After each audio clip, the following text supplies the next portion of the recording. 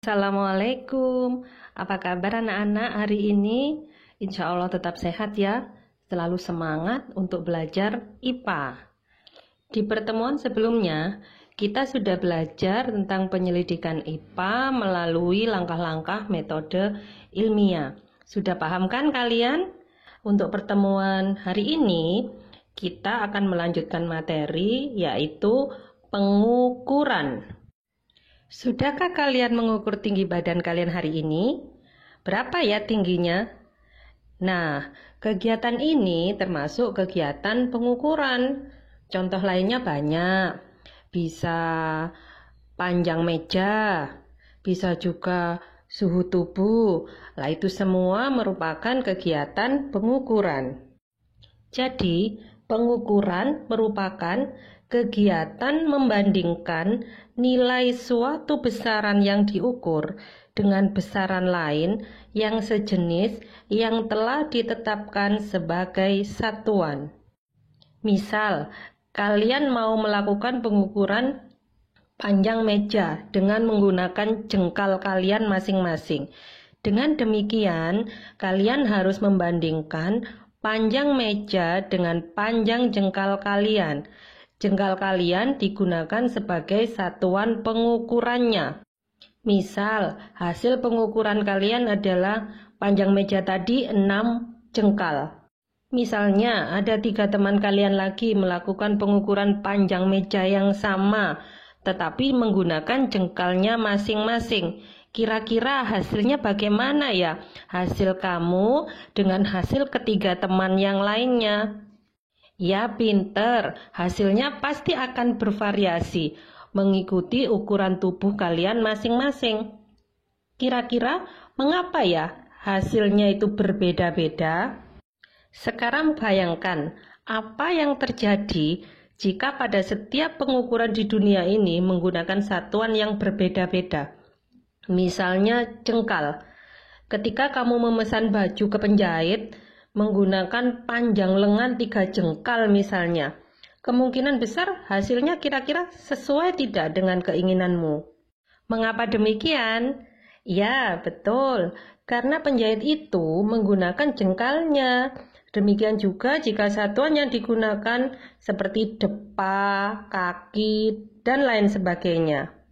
Oleh karena itu, diperlukan suatu satuan yang disepakati bersama untuk semua orang. Satuan yang disepakati ini disebut dengan satuan baku. Contoh mengukur menggunakan satuan baku adalah panjang meja adalah 1 meter. Meter merupakan satuan baku karena meter sudah disepakati secara internasional. Pada pengukuran panjang meja adalah 1 meter, kalian tahu tidak mana yang besaran dan mana yang satuan? Ya betul, pintar. Yang panjang itu merupakan besaran, kemudian angka 1 itu disebut dengan nilai, dan meter itu merupakan satuan. Jadi, besaran merupakan segala sesuatu yang bisa diukur, mempunyai nilai atau berupa angka, dan memiliki satuan. Satuan adalah segala sesuatu yang digunakan untuk menyatakan hasil dari pengukuran. Contohnya, Bu Retno beri contoh ya. Yang pertama, tinggi badan Ani 110 cm. Kalian bisa menentukan mana yang besaran dan mana yang satuan kan? Ya, betul. Tinggi merupakan besaran. Sentimeter merupakan satuan. Dan angka 110 merupakan nilai. Bu Retno beri contoh berikutnya ya. Jarak antara rumah ke sekolahku adalah 2 kilometer. Manakah yang besaran ya? Ya, betul.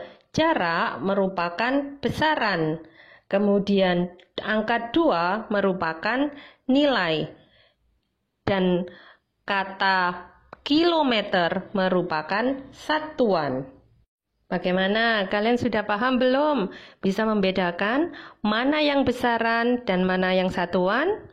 Atau perlu diberi contoh lagi? Contoh yang ketiga ya. Luas kebun paman sebesar 3 hektar. Manakah yang besaran? Ya, betul, tentu saja luas. Kemudian satuannya adalah hektar dan nominalnya adalah angka 3. Sekarang perhatikan contoh yang Bu Retno berikan ini ya. Misalnya Bu Retno memiliki seekor kelinci. Kira-kira besaran apa saja yang bisa diukur dari kelinci tersebut? Bu Retno bantu ya. Besaran-besaran yang bisa diukur dari seekor kelinci. Contohnya, 1.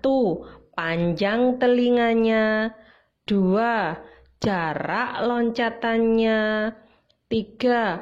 Panjang kakinya, 4. Massa tubuhnya, dan lain sebagainya. Paham kan kalian dengan besaran? Jadi, besaran itu, Bu Retno ulangi lagi ya, segala sesuatu yang bisa diukur, memiliki nilai berupa angka, dan memiliki satuan. Baiklah anak-anak, jika kalian sudah paham, sekarang coba ya dikerjakan tugas untuk pertemuan hari ini. Yang nomor 1, mengapa semua ilmuwan dan produsen penghasil barang-barang di pabrik di seluruh dunia harus melakukan pengukuran dengan menggunakan satuan baku yang sama? Yang nomor 2, perhatikan tanaman jeruk berikut ini ya.